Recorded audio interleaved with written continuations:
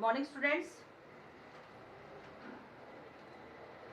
Eight class में अपना विषय चल रहा था कृषि वाला, और इसके अंतर्गत पीछे की कक्षा में हम लोगों ने जो वाणिज्यिक कृषि थी उनका हम अध्ययन कर रहे थे, और इसमें आज हम इसके आगे की जो कृषि है उनका हम अध्ययन करेंगे।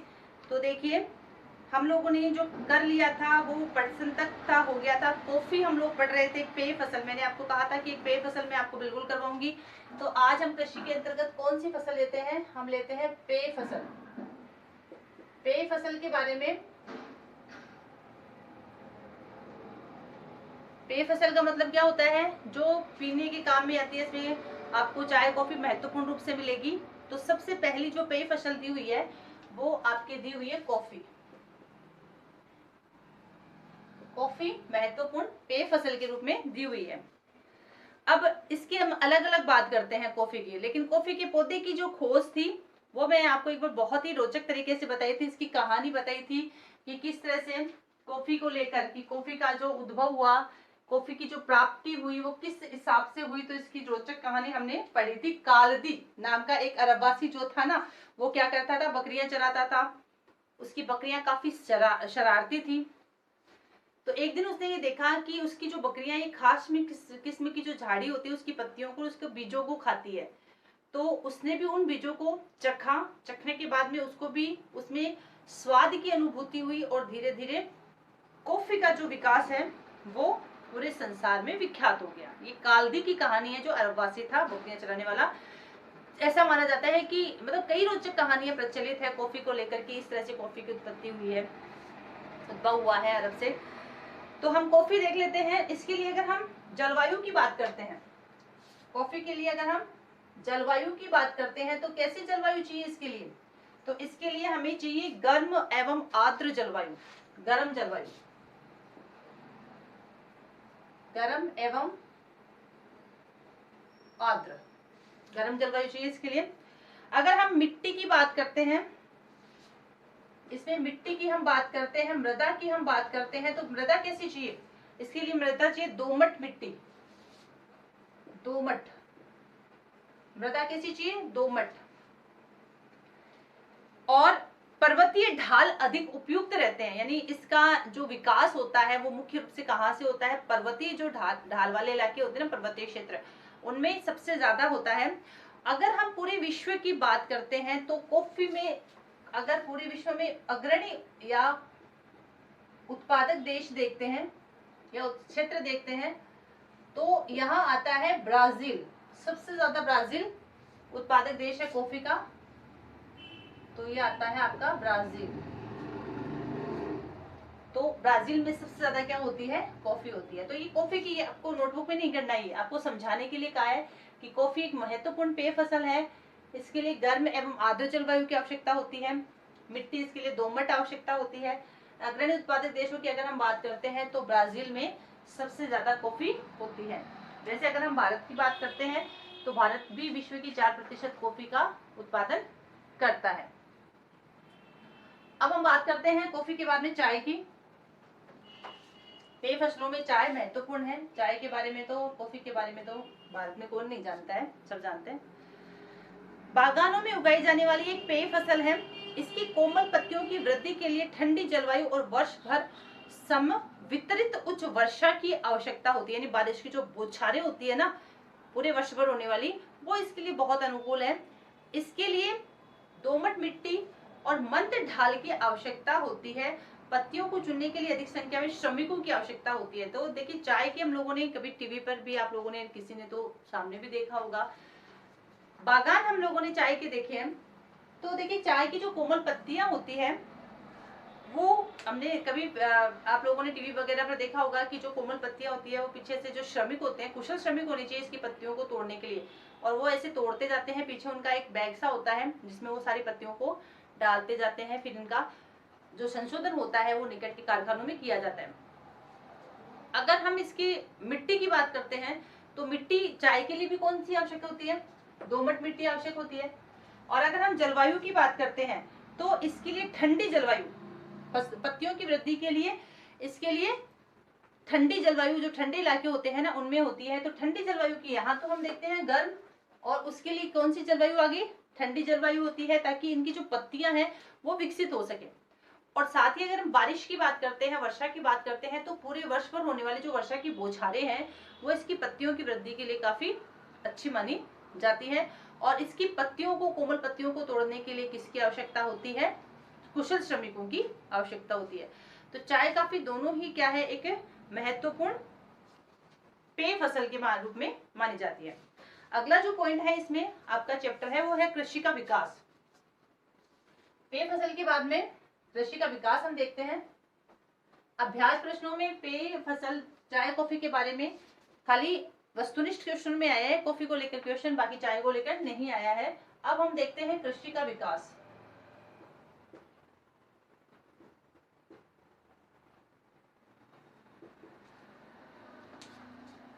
अब कृषि का विकास किस तरह से होता है, बढ़ती जनसंख्या, बढ़ती मांग की पूर्ति के लिए किस तरह से कृषि का विकास किया जाना आवश्यक है। तो बढ़ती जनसंख्या की मांग की पूर्ति करने के लिए कृषि का विकास किया जाना भी बहुत आवश्यक है। कई तरीकों से हम कर सकते हैं कृषि का विकास। जैसे बोया गया जो विस्तार है, जैसे बोया गया विस्तार का मतलब होता है कृषि का जो क्षेत्र है उसको हम बढ़ा सकते हैं। हम बोई जाने वाली फसलों की संख्या को बढ़ा सकते हैं, यानी 2 या 3 फसल बो सकते हैं एक साथ। सिंचाई सुविधाओं का विस्तार कर सकते हैं, रासायनिक खादों का उपयोग कर सकते हैं, अच्छी किस्म के बीजों का उपयोग कर सकते हैं, और मशीनीकरण का प्रयोग कर सकते हैं। यानी कृषि का जो विकास है, पॉइंट है कि कृषि का विकास किस तरह से किया जाए। तो जनसंख्या बढ़ रही है, जनसंख्या बढ़ रही है तो किसकी मांग भी बढ़ रही है।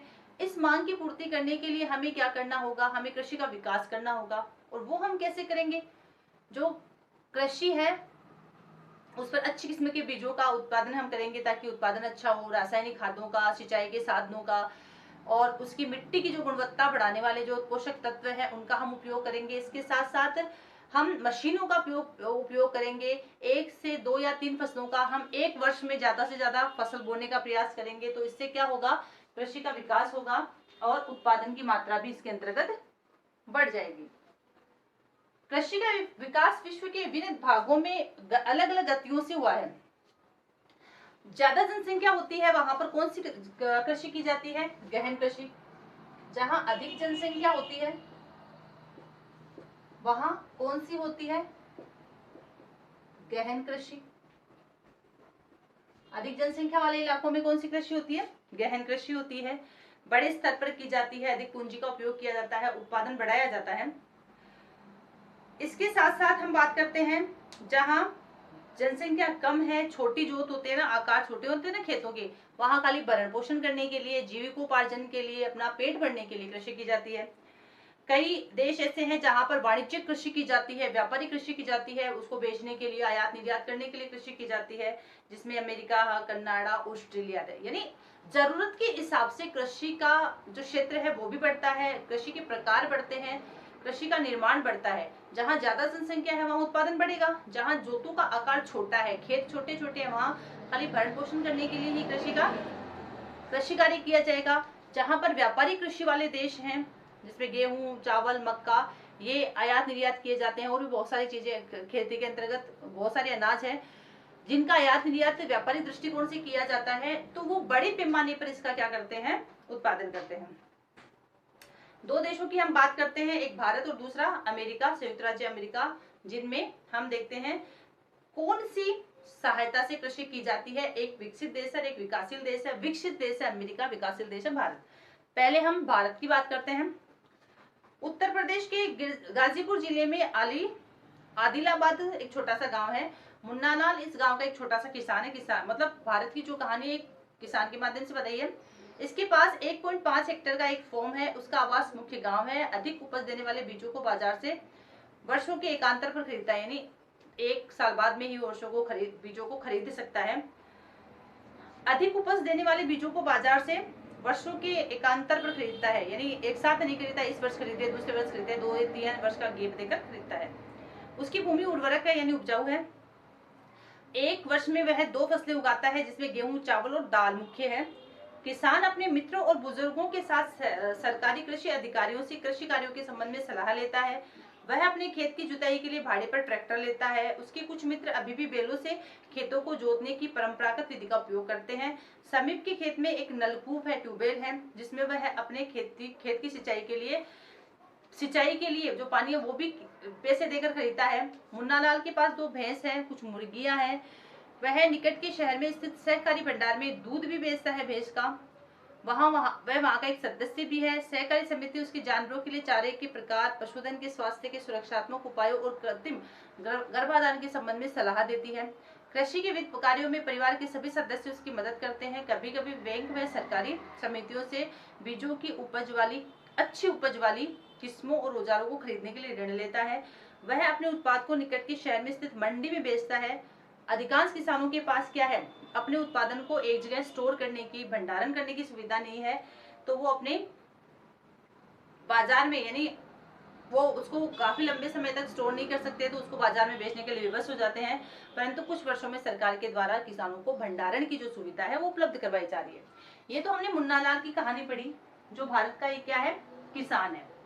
अब हम संयुक्त राज्य अमेरिका के एक फॉर्म की कहानी पढ़ते हैं, दोनों में अंतर करेंगे। फिर देखिए, संयुक्त राज्य अमेरिका में एक फॉर्म का औसत आकार भारतीय फॉर्म की तुलना में बहुत बड़ा होता है, यानी वहां जोत का जो आकार है काफी बड़ा होता है अमेरिका में।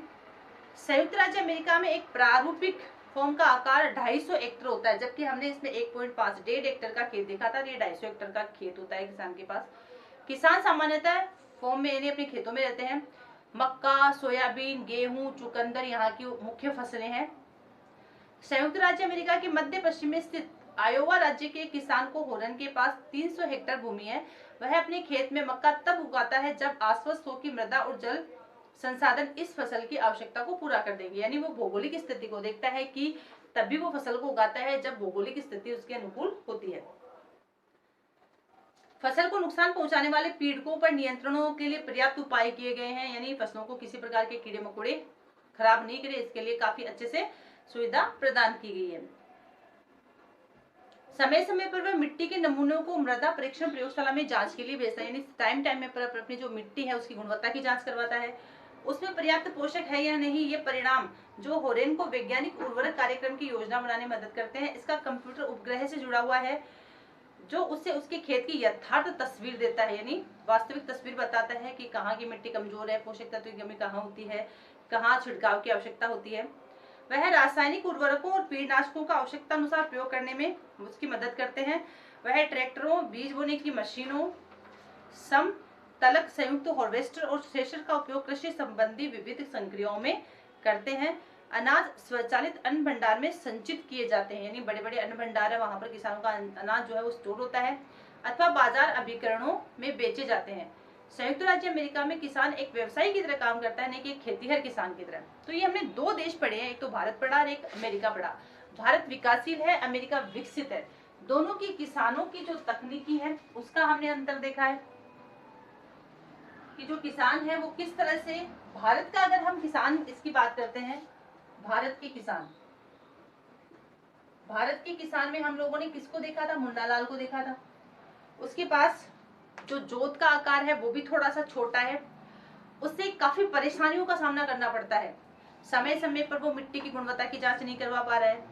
उसे जो उन्नत किस्म के बीज है वो हर साल नहीं खरीद रहा है, अंतर से खरीद रहा है। उसके गांव के पास में जो नलकूप है उसे वहां से सिंचाई के लिए सुविधाओं का इंतजाम करना पड़ता है, और वो पानी भी उसको पैसे देकर मिल रहा है, भाड़े पर लेता है। सिंचाई के साथ जो साधन होते हैं वो, इसके साथ साथ वो जो उत्पादन करता है अनाज का, उस उत्पादन को अपने पास उसको रखने के लिए कोई भंडारण की उसके पास सुविधा नहीं है, तो विवश होकर उसे कम दामों में बाजार में भी कभी कभी बेचना पड़ जाता है। उसके बाद जो भैंस वगैरह है उसका वो दूध सहकारी समितियों में माध्यम से दूध जो उत्पादक क्षेत्र है उनमें वो बेचता है, जहां आवश्यकता होती है वहां पर डेयरियों में उसको वो बेचता है। कुल मिलाकर अगर हम भारतीय किसान की बात करते हैं तो भारतीय किसान के पास सुविधाओं का, तकनीकी का अभाव है, और साथ ही साथ अगर हम सहायता की बात करते हैं तो वो किसानों को जो सरकारी सहायता मिलनी चाहिए वो सहायता भी उनको कम मिलती है। वो न तो उन्नत किस्म के बीज, रासायनिक खाद, सिंचाई के साधन, औजारों का अच्छी तरह से उपयोग कर पाता है, न ही उनको खरीद पाता है। हालांकि सरकार के द्वारा इनके लिए ऋण की व्यवस्था की गई है, पर सभी किसानों की पहुंच से ये बाहर है। और इनकी जो जोत का आकार है वो काफी छोटा है, भूखंड इनके पास जो खेत है वो छोटा है। इसके बाद अगर हम बात करते हैं तो अमेरिका के किसान की हम बात करते हैं, तो महत्वपूर्ण बात यहाँ पर ये है कि उनकी जो जोत का आकार है वो काफी बड़ा है। जोत का आकार बड़ा यानी उनका जो खेत है वो बड़ा है, और उसकी वजह से वो बड़े स्तर पर क्या करते हैं, अपना खेती का कार्य पूरा करते हैं। इसके साथ साथ ही उनको काफी मदद भी मिलती है, तकनीकी का उपयोग बहुत अच्छे से करते हैं, टाइम टाइम पर अपने जो उसकी मिट्टी की गुणवत्ता की जांच करवाने के लिए नमूने भेजते हैं। उसका कंप्यूटर उपग्रह से जुड़ा हुआ है, उसे कंप्यूटर पर अपने पूरे खेत की तस्वीर नजर आती है, कहाँ पर उसको फसल खराब हो रही है, कहाँ सिंचाई की ज्यादा आवश्यकता है, कहाँ पर रासायनिक खादों का उपयोग करना है, कहाँ पर फसल के कीड़े वगैरह लगते हैं, तो ये सारे उसको पता चल जाता है। कंप्यूटर पर आसानी से उसकी जो तस्वीर आती है उसके माध्यम से। इसके साथ साथ बहुत ही आधुनिक तरीके से उनके खेतों पर क्या किया जाता है, दवा का छिड़काव किया जाता है, ताकि पूरे खेत पर एक जैसी दवा का छिड़काव हो जाए, जो फसल को खराब करने वाले कीड़े हैं, कीट हैं, वो खत्म हो जाए।